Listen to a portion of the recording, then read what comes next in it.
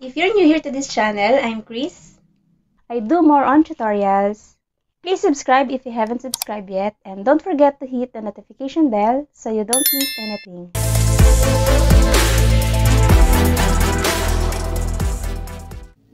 Ito ang 2023 edition ng Huawei MateBook D14.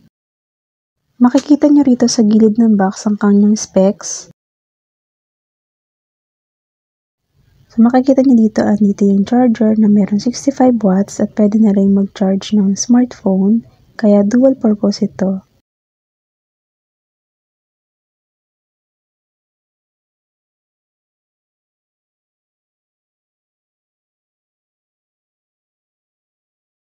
Huawei MateBook D14 na may Intel Core i5 and 1240p na may 16 gigs of RAM and 512 gigs of storage na nagkakahalaga na 44,999 kung bibili kayo sa Huawei Store or online store. Napaka-slim lang niya at napakagaan lang din at madaling bitbitin. Makikita nyo may iba't ibang sticker diyan tulad ng Huawei Share sticker, Intel Core i5 na may 12 Gen, at Intel Iris Xe graphics. Mamaya makikita nyo rito yun sa camera niya. Isa sa maganda na rin dito, yung power button niya may fingerprint scanner at very responsive naman. Ayan, makikita nyo rito sa ilalim yung mga speakers. Maganda naman yung tunog niya, malakas naman. Maganda rin naman gamitin yung kanyang keyboard. Makikita nyo rito, ayos lang naman kapag ginagamit siya, hindi siya ganun kaingay. Ang size nito ay 14 inches. Makikita ninyo ang ibang specs nito sa description ko.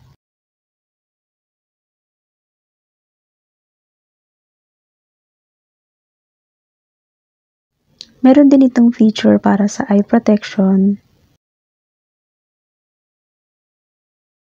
May mga nakuha kaming freebies tulad nitong router. Maganda ito kapag may second floor kayo, mapapalakas na yung wifi ninyo, yung signal ninyo. Ito ay hanggang October 31 lang, ngayong 2023. And, ipasunod nga lang nila to kung bibilin to nasa kulang 3,000 din. Kaya buti na lang may pasunod silang ganito. Isa sa pasunod din nila itong bag ng laptop at nagustuhan ko yung kulay kasi hindi siya dumihin at ang daming bulsa. Mas maganda pa din na lagyan natin ng case yung laptop bago ilagay sa bag para hindi magasgas. Kasama din ito sa mga freebies na nakuha namin. Hindi ko nga alam na meron palang pasunod din sila na ganito. Ayan, bukod sa mga freebies na nakuha namin, meron din sa amin na binigay na worth 1,000 sa mga accessories. So, bala na kami kung ano yung gusto namin piliin sa mouse. Binigyan na kami ng brand. So, ito yung mouse na wireless. Kung bibili nito, ang halaga nito nasa 450.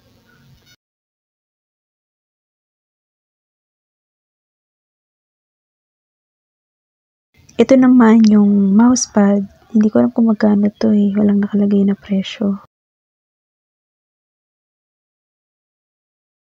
At ito yung huli naming kinuha, yung headphone. So, ito kung bibilin mo naman, nasa 699 siya.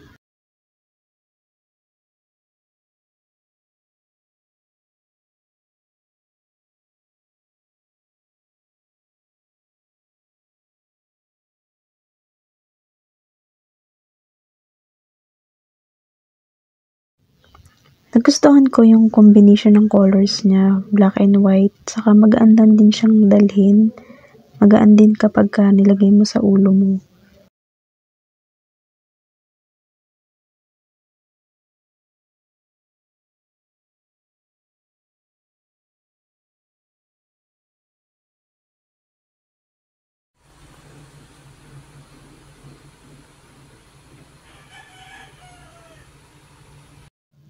Ayan, salamat kay Miss Rhea. Siya yung nag-assist sa amin nung bumili kami ng laptop.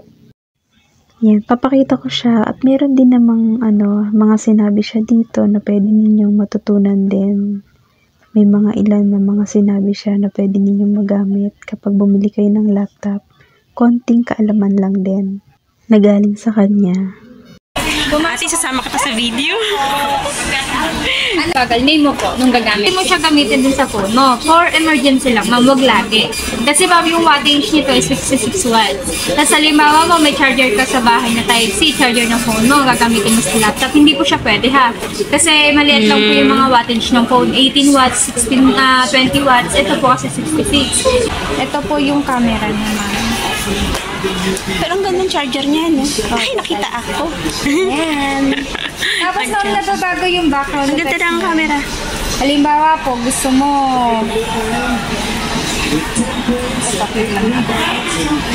baguhin yung background na text na gusto mo, nasa beach ka, ganyan, may mga design. Pwede kang gumawa ng sarili, customize mo. Click mo lang yung camera. Tapos, pili ka dito kung ano yung gusto mo. So, pag pinili mo yan, automatic, mag-iiba na yung background na text mo. Click lang. Mas lalong sisipagin to. Ayan ako. Ayan. Yung galing. Tapos, close mo lang siya, ganyan. Ayan, pwede ka mag-add kung halimbawa picture ng, ng school mo, pwede po. Tapos, meron din po siyang auto-centering. Ibig sabihin, halimbawa, naghugas ka ng plato, may tingin ka, susunod po siya sa'yo. Saan ka? Saan ito si John?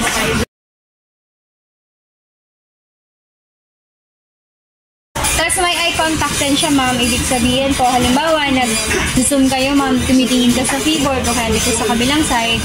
Yung tingin po sa'yo nung kausap mo, nakapokus ka pa rin sa kanila.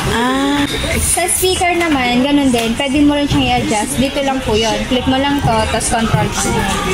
Tapos ayan, sa audio device. Pag may nakasaksak na headset dyan, pwede mo siyang customize kung ano yung gusto mong sounds po.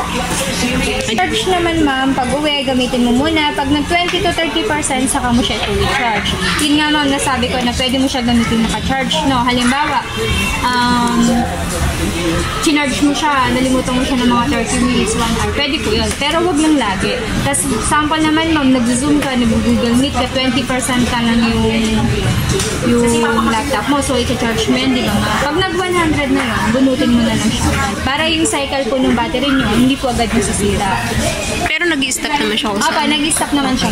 Tapos, yung ano po, halimbawa ma'am, naka-IPS po siya. Yung kulay po ng screen natin. Kumbaga, brighten po siya, true to life color po siya tingnan. Ibig sabihin, hindi po siya maputla. Halimbawa, ma'am, nag-edit siya dyan, may mga kulay na yung ina-edit niya. Na-appreciate niya po yung ginagawa niya kasi parang ano po yung kulay ng ginagawa niya. Tapos, halimbawa po, ano siya, na representation, nasa left and right side po yung mga classmate niya. Kahit pa paano po, kita pa din. Pag ginanito ko siya, sleep na siya. Kung ang break time mo, ma'am, is 1 hour 30 minutes, ganun katagal, mas okay po shutdown mo na lang siya. Lalo na kung hindi naman importante din yung ginagawa mo. Tapos para hindi rin siya kumakain ng battery, hindi rin siya nagkakos ng init. Tapos halimbawa, ma'am, uwian nyo na, talagay mo sa bag, huwag nyo po siyang ilalagay na as in kulog, lalo na kung nakasleep, kasi mag-iinit po talaga sila. So, kahit anong brand yun, ma'am, shutdown po siya. Shutdown talaga. Yes, po. Pero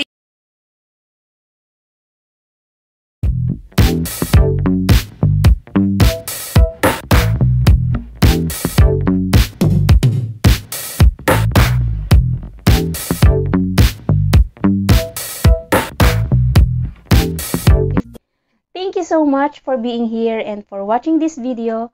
I can wait to welcome you here again with some more content. So please hit the subscribe button to stay in the loop and hit the like button if you find this video useful. Have a lovely day. See you next time.